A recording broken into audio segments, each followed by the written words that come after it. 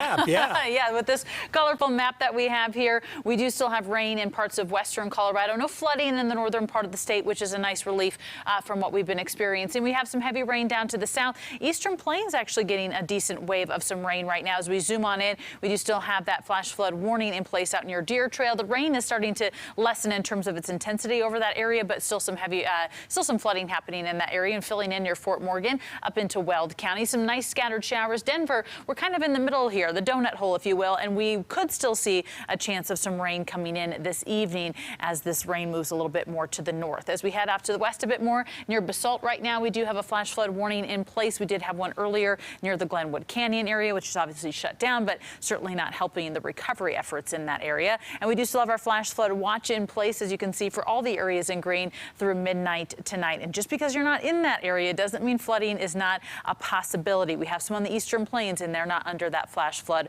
watch. So flooding is still a possibility, even if you get under one of those heavy cells. So again, look at that radar, still pretty active. Southern Colorado getting a bit more in on the action tonight. And as we take a look at what's going on, we kind of have a line for rain all the way from New Mexico up into Montana, Arizona, and Utah are fairly dry today. We have this area of high pressure, fairly small, over parts of Colorado and New Mexico. That will start to shift a bit more as this big area of high pressure moves back into the Four Corners area and back over into parts of Colorado. And that's going to dry us out. Now, we always say we know we need the rain, we need the moisture, but we've had a lot of flooding lately, so it will be nice to get a little break from the moisture, and so we get some drier conditions so we can start working on some of those areas that have been dealing with the flooding. So high pressure builds in Thursday. Should actually be a pretty dry day, almost statewide. So futurecast for tonight, we're going to continue to see some rain, possibly even a few sprinkles around the Front Range by midnight tonight, and then tomorrow morning could actually have some rain out on the Eastern Plains. Meanwhile, western Colorado, you guys are dry,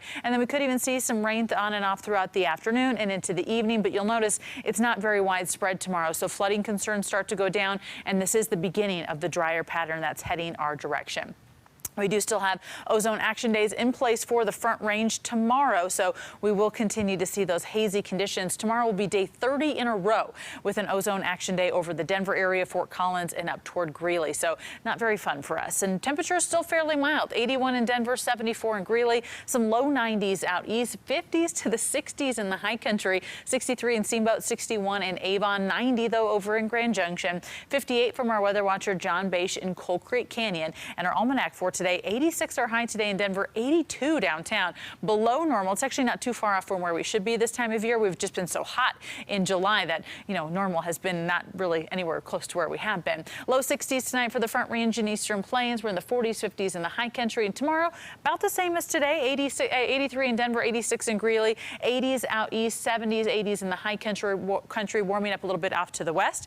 And then taking a look at our 5-day forecast, the 90s with those drier conditions head back into Denver on Thursday, and then we stay in the 90s through